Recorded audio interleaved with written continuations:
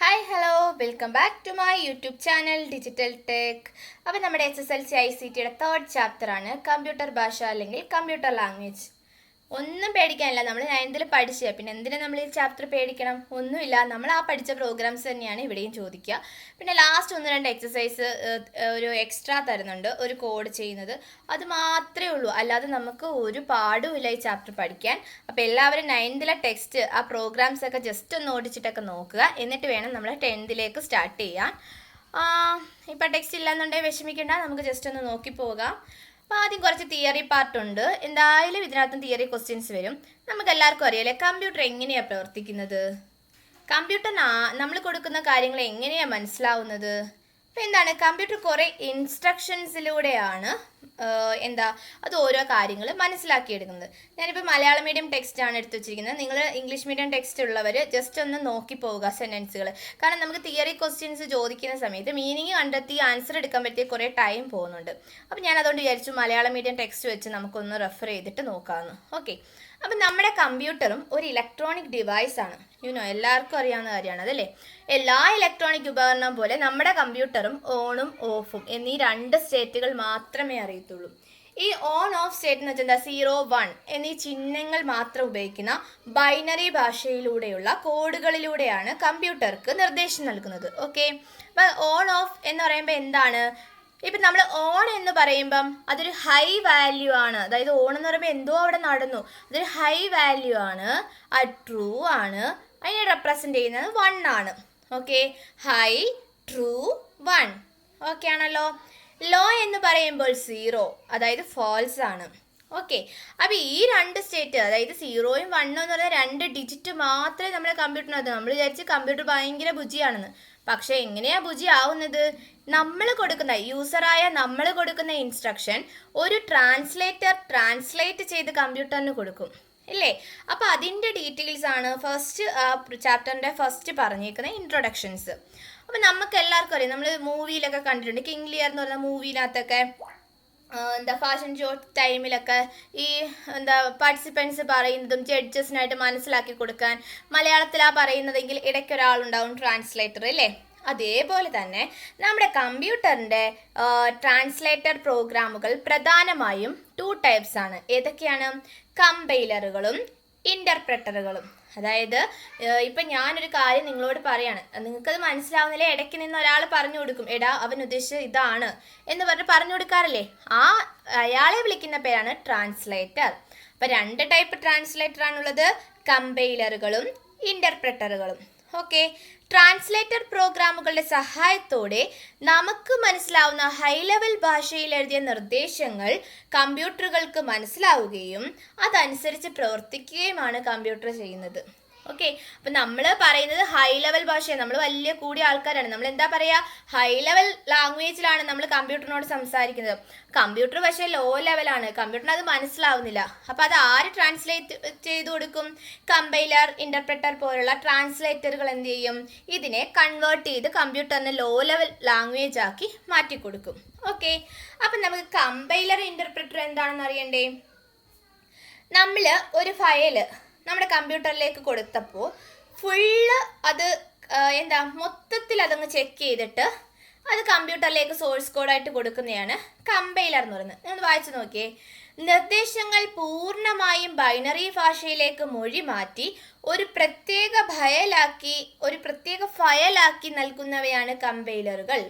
എന്നാൽ നിർദ്ദേശങ്ങൾ പ്രവർത്തിക്കുന്ന ഘട്ടത്തിൽ മാത്രം ഓരോ വരിയും മൊഴിമാറ്റം ചെയ്ത് നൽകുന്നവയാണ് ഇൻ്റർപ്രറ്ററുകൾ. എന്നുവെച്ചാൽ എന്താ, നമ്മളൊരു കാര്യം പറയുകയാണെങ്കിൽ മൊത്തത്തിൽ ഒരു സ്റ്റോറി പറയാം, ആ മൊത്തത്തിലുള്ള സ്റ്റോറി ആർക്ക് കൊടുക്കും?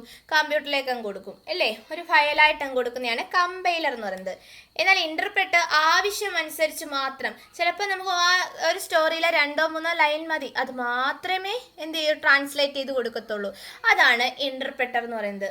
ചില ആൾക്കാരുടെ സ്വഭാവം അതുപോലല്ലേ, ചിലർ ഇറങ്ങിയാൽ തിരിച്ചു വരുന്നിടം വരെയുള്ള കാര്യങ്ങൾ പാരൻസിനോട് പറയും.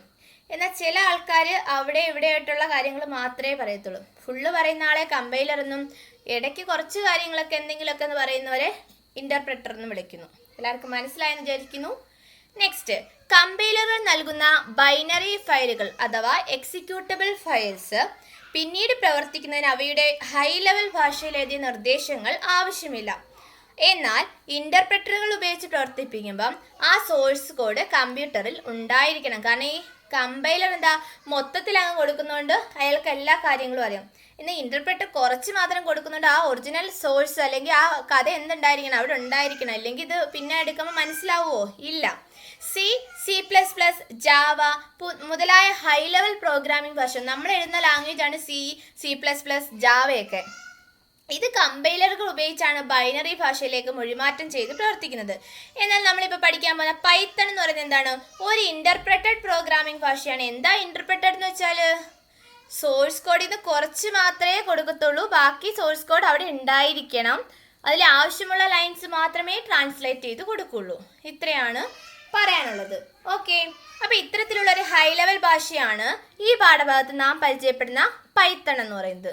ഓക്കെ, അപ്പോൾ എല്ലാവർക്കും ഇൻട്രൊഡക്ഷൻ മനസ്സിലായെന്ന് വിചാരിക്കുന്നു. ഇനി നമുക്ക് എന്താണ് നമ്മൾ ചെയ്യുന്ന ഇൻസ്ട്രക്ഷൻസിനെയാണ് പ്രോഗ്രാമിംഗ് എന്ന് പറയുന്നത്. എന്താണ് ഇൻസ്ട്രക്ഷനെ എന്താ വിളിക്കുക? പ്രോഗ്രാമിംഗ് എന്ന്.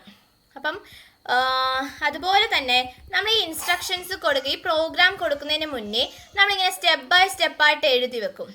ഇതിനെയാണ് നമ്മൾ അൽഗോരിതം എന്ന് പറയുന്നത്. ഓക്കെ, ഇപ്പോൾ ഇതാ ഞാൻ എഴുതി വെച്ച നിലവിലെ വർഷത്തിൽ നിന്ന് ജനിച്ച വർഷം കുറിച്ചാൽ മതി. എന്ത് കിട്ടാൻ? ആ പ്രായം കിട്ടാൻ. ഇങ്ങനെയൊക്കെ നമ്മൾ എഴുതി വെക്കത്തില്ലേ? ഇങ്ങനെ ഓരോ സ്റ്റെപ്പായിട്ട് ഇങ്ങനെ ഘട്ടം ഘട്ടമായിട്ട് സ്റ്റെപ്പ് ബൈ സ്റ്റെപ്പ് പ്രൊസീജിയർ ആയിട്ട് നമ്മളിങ്ങനെ എഴുതി വെക്കുന്നതിനെയാണ് അൽഗോരിതം എന്ന് പറയുന്നത്. ഇതൊക്കെ ഒന്ന് ശ്രദ്ധിച്ചോണം, നിങ്ങൾക്ക് ഉറപ്പായിട്ട് എക്സാമിന് ചോദിക്കും. അപ്പം നമ്മുടെ ഇംഗ്ലീഷ് ഡെഫിനിഷനും കൂടെ നമ്മളൊന്ന് അറിഞ്ഞിരിക്കണം. ഞാൻ ഇംഗ്ലീഷിൻ്റെ ആ പേജും കൂടെ ഒന്ന് എടുക്കുകയാണ്.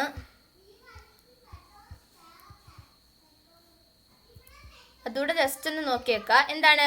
The process of writing the steps four solving A problem in specific order. ഒരു ഓർഡറിൽ പ്രോബ്ലംസ് സോൾവ് ചെയ്യുന്ന സ്റ്റെപ്സ് എഴുതി വെക്കുന്ന ആ ഒരു പ്രോസസ്സിനെ വിളിക്കുന്ന പേരാണ് അൽഗോരിതം. ഓക്കെ, ഇനി നമുക്ക് എന്താണ് ഒരു പൈത്തൺ ചെയ്യുന്നതിന് മുന്നേ നമുക്ക് എന്ത് വേണം? IDLE എന്ന് പറയുന്ന സംഭവം വേണം. അതിന് മുന്നേ ആരാണ് പൈത്തൺ കൊണ്ടുവന്നത്? എക്സാമിന് തിയറിക്ക് ചോദിക്കാം. പ്രോഗ്രാമിംഗ് മേഖലയിലേക്ക് കടന്നു വരാൻ ആഗ്രഹിക്കുന്ന ചെറിയ കുട്ടികൾക്ക് മുതൽ നിർമ്മിത ബുദ്ധി സങ്കേതങ്ങളും റോബോട്ടിക്സ്, ഡാറ്റാ സയൻസ് പോലെയുള്ള സങ്കീർണമായ സംവിധാനങ്ങൾ വികസിപ്പിച്ചെടുക്കുന്നവർക്ക് യോജിച്ച ഒരു പ്രോഗ്രാമിംഗ് ഭാഷയാണ് പൈത്തൺ. അതായത് വളരെ സിമ്പിളാണ് ഇതിന്റെ സിൻടാക്സ്. ഒരു കുഞ്ഞു കുട്ടിക്ക് പോലും, അതായത് ഒരു 5ാം ക്ലാസ് 7ാം ക്ലാസ് വരുന്ന കുഞ്ഞുങ്ങൾക്ക് പോലും ഇത് പഠിക്കാൻ അത്ര എളുപ്പമായിട്ടാണ് ഈ പൈത്തൺ ഭാഷ സിൻടാക്സ് വന്നിട്ടുള്ളത്. 1990 ഗൈഡോ വാൻ റോസം എന്ന നെതർലൻഡുകാരനായ കമ്പ്യൂട്ടർ എഞ്ചിനീയറാണ് പൈത്തൺ ഭാഷ ഡെവലപ്പ് ചെയ്തിരിക്കുന്നത്. ഒരു ഓപ്പൺ സോഴ്സ് പ്രോഗ്രാമിംഗ് ഭാഷയാണ് പൈത്തൺ. അപ്പം നിങ്ങൾക്ക് വെരി ഷോർട്ട് ആൻസറിൽ ചോദിക്കും കേട്ടോ. ആരാ കണ്ടുപിടിച്ചേ? പറയൂ. കമ്പ്യൂട്ടർ എഞ്ചിനീയർ ആയ ഗൈഡോ വാൻ റോസം. ഗൈഡാണ് പൈത്തൺ എന്ന് പറയുന്നത്, ഗൈഡാണെന്ന് ഓർത്തു. ഗൈഡോ വാൻ റോസം 1990 അതായത് 1990 വികസിപ്പിച്ചെടുത്ത ഒരു ഓപ്പൺ സോഴ്സ് പ്രോഗ്രാമിംഗ് ഭാഷയാണ് പൈത്തൺ. അപ്പം ഇത്രയൊക്കെ തിയറി ഓർത്തിരിക്കുക. കമ്പൈലർ ഇന്റർപ്രറ്റർ ഒക്കെ മറന്നു പോകരുത്. ഓക്കെ, അപ്പം നമുക്കിനി പാർട്ട് 2 കാണാം. Thank you.